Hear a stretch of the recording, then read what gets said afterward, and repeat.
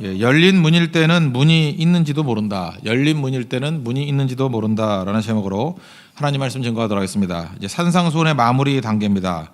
오늘 핵심은 좁은 문으로 들어가라입니다. 이거 복잡하게 해석하지 말고요. 그냥 간단하게 해석할 수 있는 방법을 알려드릴게요. 좁은 문 이퀄 예수님이에요. 좁은 문이 예수님이다. 이러면 그냥 쉽게 해석이 됩니다. 그러니까 좁은 문이 예수님이니까 생명으로 인도하는 문이죠.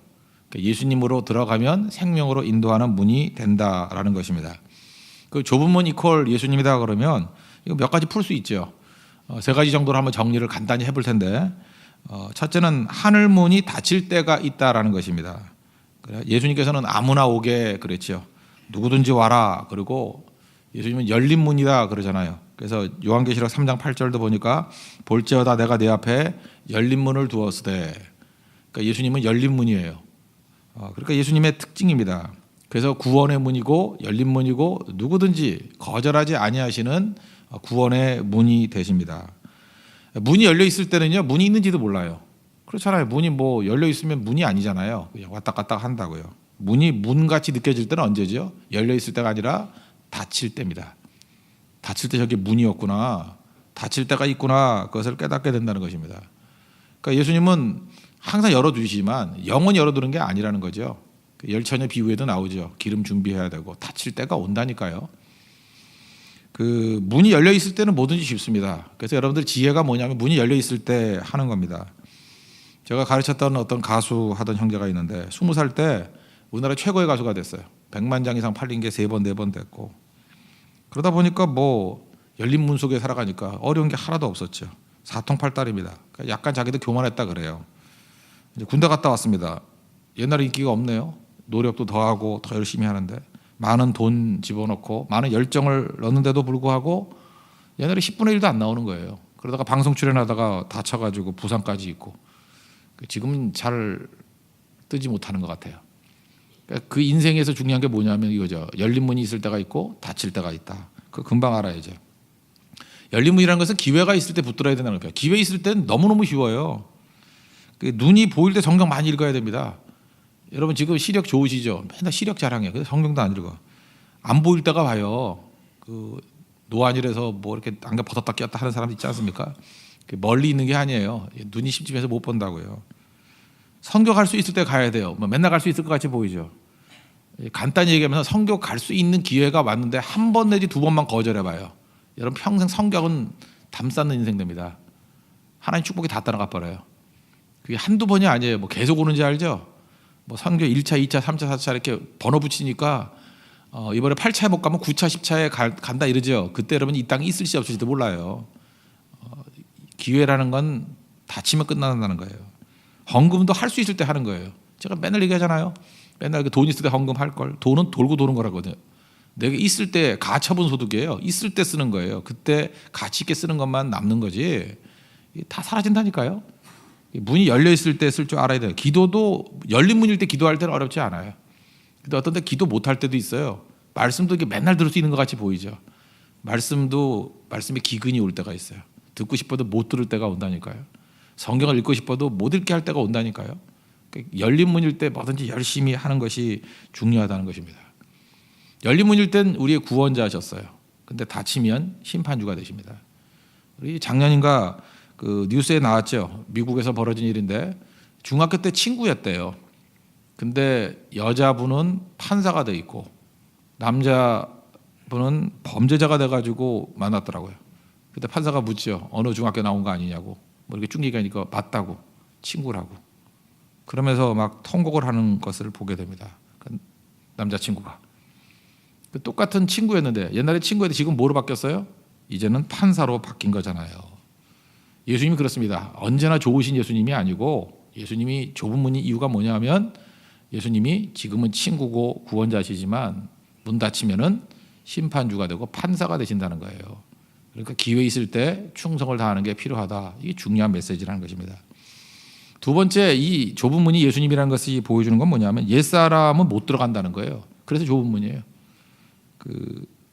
누구나 오라, 다 내게로 오라, 수고하고 무거운 짐 자라 다 내게로 오라, 뭐 이러고 누구든지 그리스도 안에 있으면 새로운 피조물이다. 이전 것은 지나갔으니 보라 새 것이 되었도다. 누구든지 그러니까 뭐 아무나 다 갈 수 있다고 생각을 한다고요. 맞습니다. 그런데 옛사람 가지고는 못 가요. 이게 제일 좋은 비유가 공항 검색대인 것 같아요. 공항 검색대 통과할 수 있는 그 자격이 뭡니까? 거기서 두라는 거 다 둬야 돼요. 그죠? 뭐 금속품 같은 거 다 내려놔야 되고 다 내려놓고 그래야 통과할 수 있죠. 아니면 또 그다음에 그 뭐 영사 통과하려고 그러면 어떻게 해야 됩니까? 옛날 시민권 갖고 못 들어가요. 만약에 새로운 시민권이 있다 그러면 뭐 옛날 여권 갖고 못 들어가잖아요. 사라진 여권 같은 새 여권이 나와야 돼요. 그래야 그 신분을 가지고 들어갈 수 있다라는 것입니다. 사실은 우리가 그리스도 안에서 죽고 새 사람으로 거듭나면 천국 들어가는 거 어렵지 않아요. 그건 좁은 문도 아니라고요. 좁은 문이지만 검색대가 좁지만 통과되는 거예요. 그런데 절대로 통과할 수 없는 건 뭐냐면 죄를 가지고 내 자아를 가지고는 절대 들어갈 수 없다는 거예요. 그래서 갈라디아 2장 20절 이게 자격입니다. 내가 그리스도와 함께 십자가에 못 박혔나니 그러즉 이제는 내가 사는 것이 아니고 내 안에 그리스도께서 사신 것이라. 이 신분증 가지고 들어가면 들어간다는 것입니다. 그래서 아무든지 나를 따라오려거든 자기를 부인하고 자기 십자가를 지고 나를 좇을 것이다 그랬잖아요. 그러니까 옛사람으로 못 들어가는 곳이기 때문에 좁은 문이라는 거예요. 우리 그리스도의 십자가를 붙들고 우리 새로운 인생으로 변화받는 우리 믿음의 종 되기를 바랍니다. 그럼 사실 이게 좁은 문은 아니에요. 별거 아니라고요. 그러니까 세 번째는 예수님이 유일한 문이기 때문에 좁은 문이에요. 이것저것 다 되는 게 아니죠. 대표적인 성경 구절이 사도행전 4장 12절이죠. 다른 이로서는 구원을 받을 수 없나니 천하 사람 중에 구원을 받을 만한 다른 이름을 주신 일이 있어요 없어요? 없다. 그러니까 예수님만이 유일한 길이기 때문에 이게 좁은 문 같이 보인다라는 거예요. 뭐 좁은 문이 아니라 유일한 문이죠. 요즘에 종교다원주의자들 있지 않습니까? 예수님 말고도 뭐 여러 가지 길이 있다. 근데 이게 참 문제가 뭐냐? 광명한 천사같이 나타난다 그러는데 마귀가 여러분 되게 세련된 모습으로 나타나요. 뭐 연예인 중에서 이렇게 세련된 모습으로 나타나요. 이렇게 편협하게 하면 안 되죠. 다 품어줘야 되고 사랑이 있어야 되고 관용이 있어야 되고 멋있지 않습니까?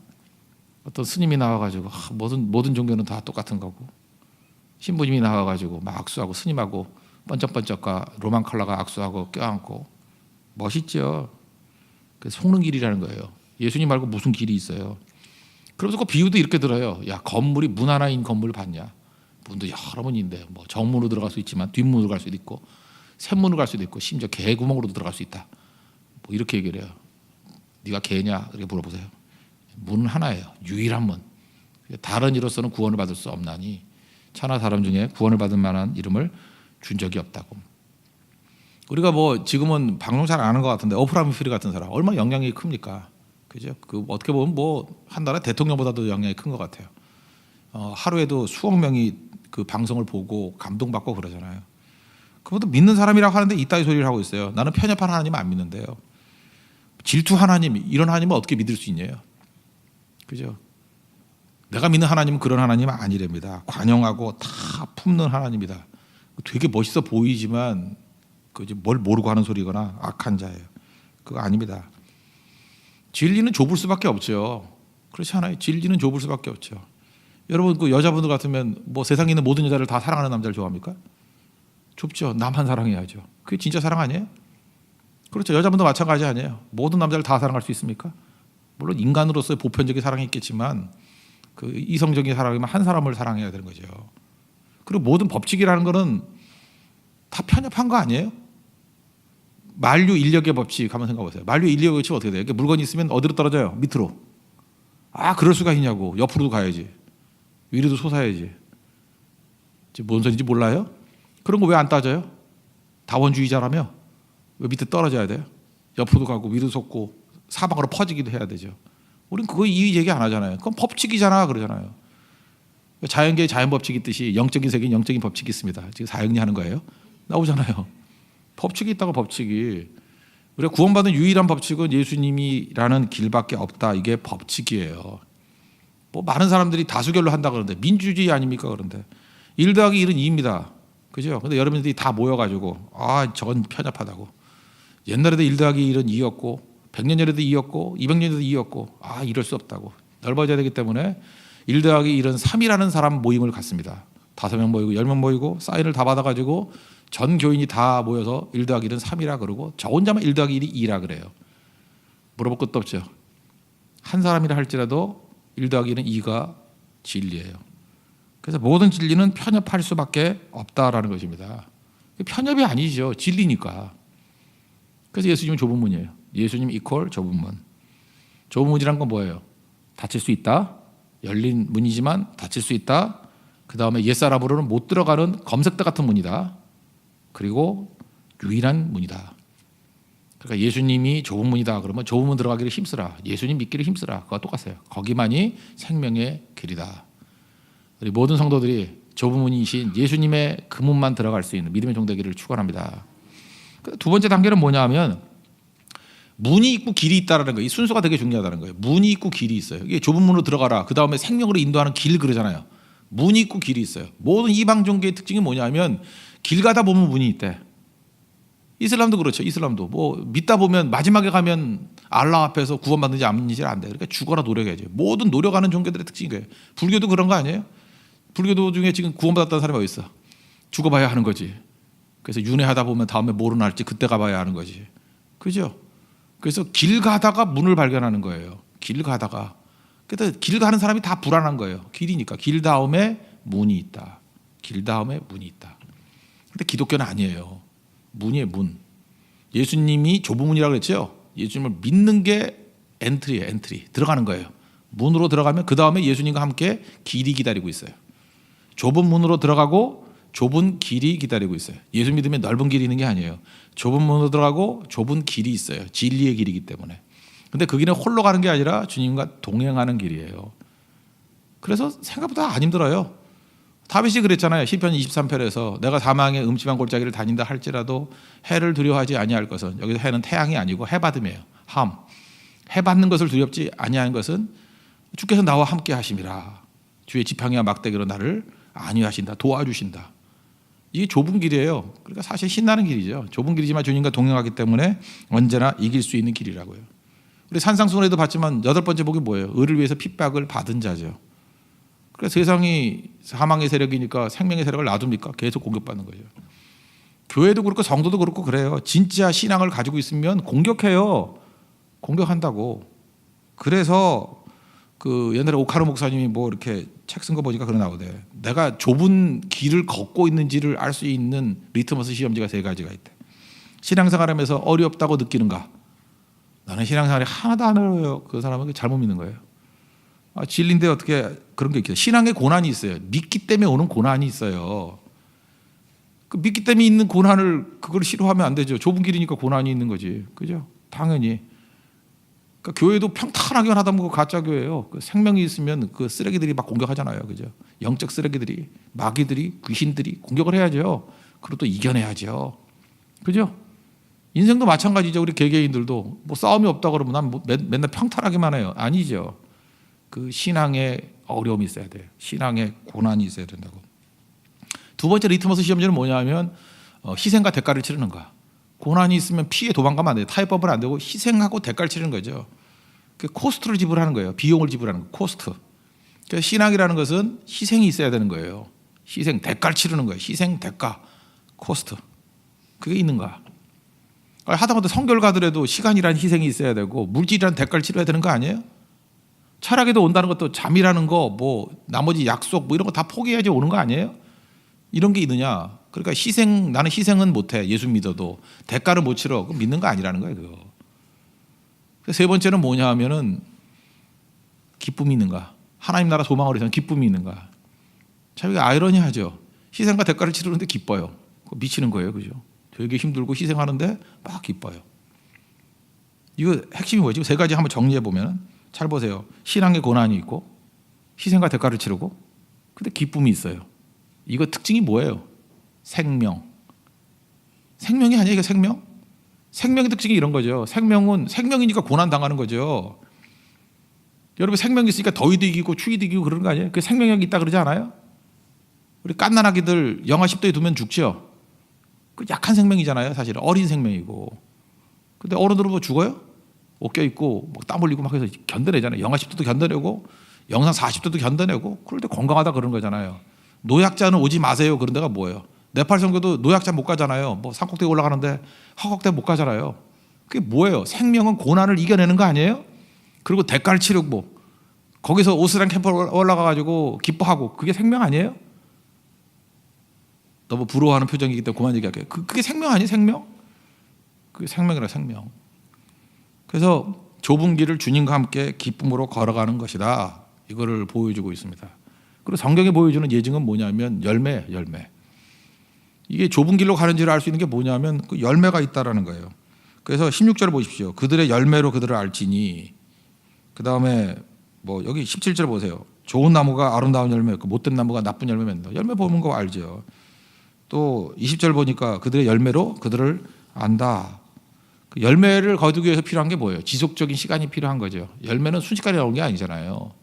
열매를 보면 안다는 거예요. 그래서 그 열매를 보고 아 저게 진짜구나 이걸 안다는 거예요.